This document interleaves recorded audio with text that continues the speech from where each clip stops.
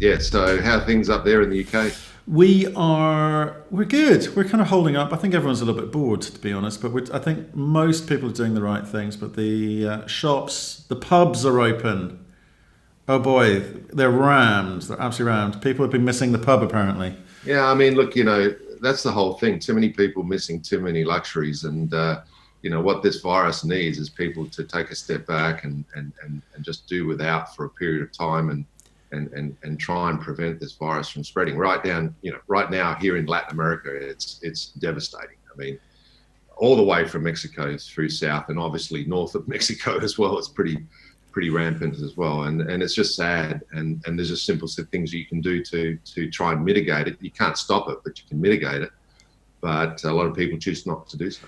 Well, yeah, those are wise words indeed. And we've seen some of the numbers coming out of South America, and as you referenced there, the US of A as well. Things are not looking good. But what's the reality on the street, or And again, I know we're going to talk about work, but just in terms of living there, are you seeing those impacts? Oh, well, I'm in a bubble. I live in San Isidro, which is an inner suburb of Lima, and we are all hunkered down here. I mean, we do leave and we do go out in the street, we do go shopping and all that sort of thing, but we do that with all the strictest protocols we can think of to do that. Now, the issue is that the rest of Lima, which is a 10 million population, can't do that because informal employment here is 70% of the workforce. 40% of the people here in Peru don't own fridges. Simple things like that. So when you talk about lockdown, how can you lock down if you can't stick stuff in the fridge and ride out a week without going outside? So there's all sorts of issues related to living in a developed part of the world, undeveloped part of the world, which is where we are. And it's really sad to see, because I'll tell you, watching the news every night is not a happy event. What's the government doing about this, and what are their instructions? They've done the best they can. I mean, they started off when Spain went down lockdown. The Peruvian government did the same thing. It then started fiscal stimulus. I mean, the economy here in Peru has been very, very good over many years. So they did have some firepower to do fiscal stimulus. But the problem was the stimulus wasn't getting out to everybody because the 70% of informal workers don't appear anywhere. Right, so you can't get money to them, and so it worked, but it didn't work. They did their best. Isolation wasn't working.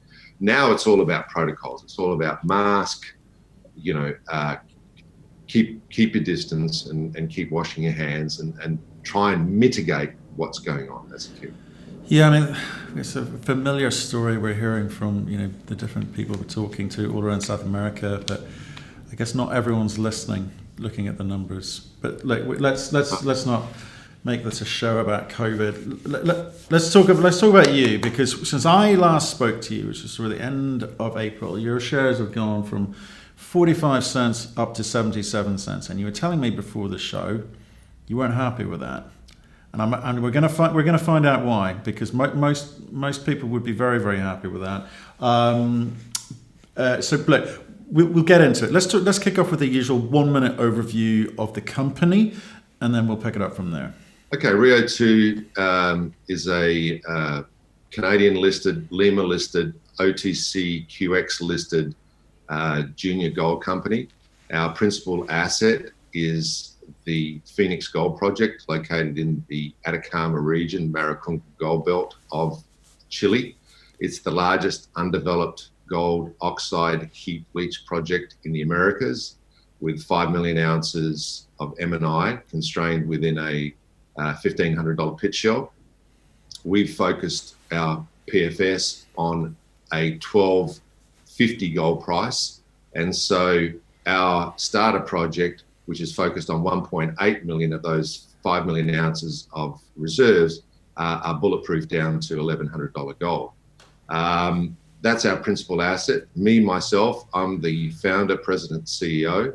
I own 15 million shares in the company, which accounts for about 8% of ownership on an undiluted basis. I paid about $2.5 million over the last 4 years in buying those shares. I get paid $300,000 a year, and I don't sit on any other boards or any other advisory committees. So I'm 100% focused on Rio2. I love that bit.